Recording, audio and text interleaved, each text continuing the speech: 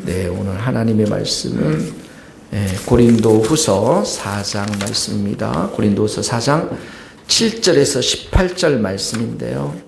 고린도후서 4장 7절에서 18절 말씀 우리가 다 같이 한 목소리로 읽겠습니다. 고린도 후서 4장 7절입니다. 우리가 이 보배를 질그릇에 가졌으니 이는 심히 큰 능력은 하나님께 있고 우리에게 있지 아니함을 알게 하려 함이라. 우리가 사방으로 우겨쌈을 당하여도 쌓이지 아니하며 답답한 일을 당하여도 낙심하지 아니하며 박해를 받아도 버림받지 아니하며 거꾸러뜨림을 당하여도 망하지 아니하고 우리가 항상 예수의 죽음을 몸에 짊어짐은 예수의 생명이 또한 우리 몸에 나타나게 하려 함이라. 우리 살아있는 자가 항상 예수를 위하여 죽음에 넘겨짐은 예수의 생명이 또한 우리 죽을 육체에 나타나게 하려 함이라. 그런즉 사망은 우리 안에서 역사하고 생명은 너희 안에서 역사하느니라. 기록된 바 내가 믿었으므로 말하였담과 같이 우리가 같은 믿음의 마음을 가졌으니 우리도 믿었으므로 또한 말하노라. 주 예수를 다시 살리시니가 예수와 함께 우리도 다시 살리시사 너희와 함께 그 앞에 서게 하실 줄을 아노라. 이는 모든 것이 너희를 위함이니 많은 사람의 감사로 말미암아 은혜가 더하여 넘쳐서 하나님께 영광을 돌리게 하려 함이라. 그러므로 우리가 낙심하지 아니하노니 우리의 겉사람은 낡아지나 우리의 속사람은 날로 새로워진도다. 우리가 잠시 받은 환난에 경한 것이 지극히 크고 영원한 영광에 중한 것을 우리에게 이루게 함이니 우리가 주목하는 것은 보이는 것이 아니요 보이지 않는 것이니 보이는 것은 잠깐이요 보이지 않는 것은 영원함이라. 아멘. 7절에 보면 우리가 이 보배를 질그릇에 가졌다. 이 보배가 어제 말씀드렸듯이 예수 그리스도의 얼굴에 있는 그 빛을 우리 마음 가운데 비춰주었다. 이렇게 말하면서 전문백에 보면 우리 마음에는 예수님이 우리 안에 있도록 예수님이 우리 마음판에 새겨지도록 성경에서 예수님은 지금 하늘 보좌 우편에 앉아 계시지만 그 예수님께서 그리스도의 영, 성령을 우리 마음 가운데 보내주셨거든요. 그러니까 내 마음에 예수님이 살아계신다. 내 마음에 성령님이 살아계신다. 다 동일한 말입니다. 성부 하나님, 성자 예수님, 성령 하나님 동일한 말이에요. 그러니까 우리 안에 이 보배 예수님, 이 예수님을 가졌으니 질그릇에 가졌으니 우리는 뭐예요? 질그릇입니다. 깨지기 쉬운 거예요. 그런데 심히 큰 능력은 누구에게 있습니까? 그러니까 하나님께 있는 것이죠. 우리는 능력이 없는 것이에요. 우리 안에 진짜 성령님이 계시고 예수님이 계셔서 그 하나님의 능력이 우리 안에 머무는 것이지 우리는 연약하고 부족하고 다 깨지는 그릇이단 말이죠. 그런데 놀라운 것은 이 질그릇 같은 우리가 주의 복음을 위해서 수고하면 생명의 역사가 나타난다는 거예요. 그게 8절에 보세요. 사방으로 우겨쌈을 당하여도 쌓이지 아니하다. 이게 환난을 당해도 절망하지 않는다는 거예요. 환난을 당해도. 심하게 압박을 사방에 당해도 압박당해도 쌓이지 않고 답답한 일 당해도 낙심하지 않고 박해를 핍박을 받아도 버림받지 않고 거꾸로 뜨림을 당하여도 망하지 않고 여기 우겨쌈을 당한다. 답답한 일 당한다. 박해 거꾸로 뜨림 이거는 바로 지금 바울이 우리 성도들이 복음을 전하면서 우리가 경험하는 것들입니다. 복음을 전하면서 예수님을 전하면서 우리가 경험할 수 있는 이 모든 것들이 여기에 지금 기록되어져 있는 것입니다. 근데 내 안에 누가 있어요 지금? 예수님이 계세요. 그래서 그러니까 예수님이 계시니까 우리가 두려워할 필요가 있을까요? 없어요. 우겨쌈을 당해도 쌓이지 않고 낙심치 않고 버림받지 않고 망하지 않는 것 내 속에 계신 예수님 때문에 지금 그렇다라는 거예요. 그러니까 자 내가 이렇게 복음을 전하면서 당하는 이 많은 환난 내 안에 누가 계세요? 예수님이 계세요. 그러면 이 예수님이 어떻게 해요? 드러나겠죠. 나타내시겠죠. 그게 10절의 말씀입니다. 우리가 항상 예수의 죽음을 몸에 짊어지면 예수의 생명이 또한 우리 몸에 나타나게 하리라. 내 안에 예수님이 계신다. 이 질그릇 안에 보배인 예수님이 계신다라는 것은 내가 죽고 예수로 사는 것을 말하는 것입니다. 그러니까 예수님이 내 안에 계시니까 10절에 예수의 생명이 나타나는 거죠. 예수님이 살아계신 그 생명이 나타나는 거예요. 예수님의 겸손, 예수님의 지혜, 예수님의 거룩, 예수님의 구원, 이런 것이 내 삶을 통해서 예수님이 나타나는 것이, 예수님의 생명이 나타나는 거예요. 그래서 11절에 보니까 예수의 생명이 계속 그러죠. 우리 죽을 육체에 나타나고, 12절에 보니까 그런즉 사망은 우리 안에 역사하고 생명은 너희 안에 역사하느라. 이 사망이 역사한다는 건 뭐예요?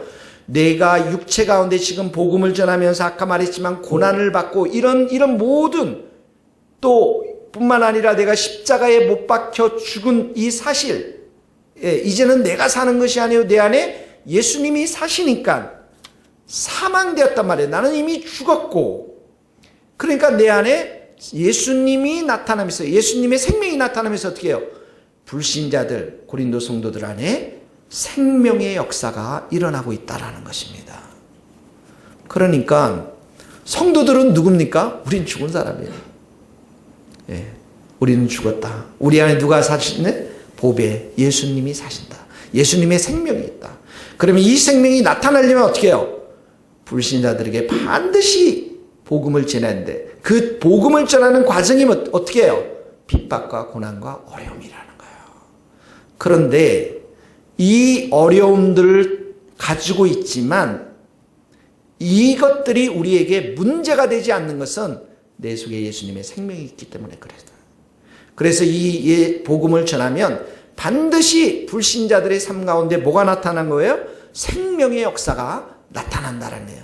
우리를 통해서, 질그릇 같은 우리를 통해서 예수님의 생명이 그 불신자들에게 전달되어져서 불신자가 구원받는 역사가 있게 될 것임을 말하고 있는 것입니다. 자, 그래서 오늘 첫 번째 적용입니다. 첫 번째 적용, 8절, 9절 이런 환난을 생각해 보면서, 핍박 생각해 보면서, 내가 정말 불신자들을 위해 수고하고 고난을 받고 또 이런 박해를 받아도, 박해를 받아서 복음을 전해야 될 사람은 누구인지 여러분들이 생각해 보셔야 돼요. 예수님 앞에 갔는데 너 누구 데리고 왔냐 했더니 저만 딸랑 왔습니다 이러면, 그러면 좀 그러지 않습니까? 내가 너희를 위해서 피를 다 흘렸고 성령도 보내주셨고 생명이 나타나도록 모든 걸 했는데 너는 이 복음을 위해서, 나를 위해서 무엇을 하였느냐. 그래서 우리가 안에 생명의 역사가 나타나도록, 그러면 누구에게 복음을 전할지 한번 여러분들 생각해 보세요. 자, 14절에 보니까 이렇게 나와 있습니다. 13절은 이제 믿음에 대해서 말합니다. 바울이 믿음을 가지고 있는데 그 믿음이 뭐냐면 14절입니다. 예수를 다시 살리시니가 예수와 함께 우리도 다시 살리사. 부활에 대한 믿음입니다. 그리고 너희와 함께 심판 때 하나님 앞에 서게 할 것을 내가 믿노라. 이런 말입니다. 15절 다 같이 읽읍시다. 시작. 이는 모든 것이 너희를 위함이니 많은 사람의 감사로 말미암아 은혜가 더하여 넘쳐서 하나님께 영광을 돌리게 하려.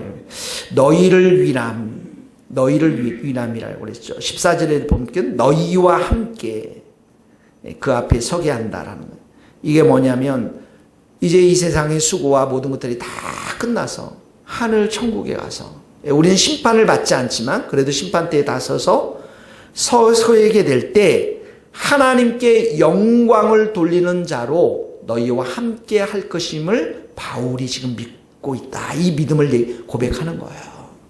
그러니까 바울에게 있어서 가장 큰 목표는 뭡니까? 불신자들, 고린도 교회 성도들, 불신자들과 함께 손을 맞잡고 예수의 생명이 전해져서 심판대에서 하나님께 영광 돌리는 모습, 그거밖에 없는 거예요. 그게 최고의 하나님으로부터 오는 축복이고, 고린도 교회 성도들 그렇게 많은 문제들이 있었지만 하나님께서 반드시 너희와 함께 그 심판대에서 하나님께 영광을 돌릴 것이라고 하는 그 믿음을 가지고 있었다라는 거예요.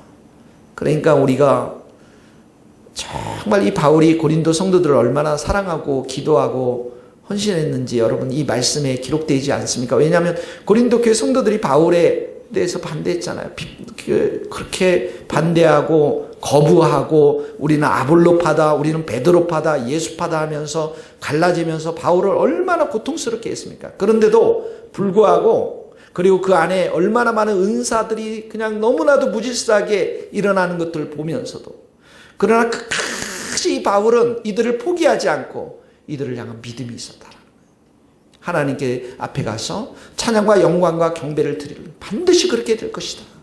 이게 사랑이에요. 사랑은 오래 참고 사랑 모든 것을 참으며 모든 것을 믿으며 모든 것을 바라며 모든 것을 견딘다고 했잖아요. 그러니까 이 성도들을 향한 바울의 믿음, 이 믿음이 있었다는 것이죠. 여러분들 불신자들을 향한 가족 불신자들을 향한 때로는 우리 성도들을 향한 때로는 아유 저 사람 진짜 도저히 안 되겠다 이럴 때도 있잖아요.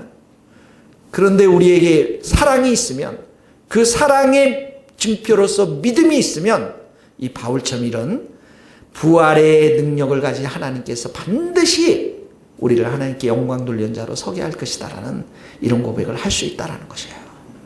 그러니까 믿음이 참 귀한 것인 줄 믿습니다.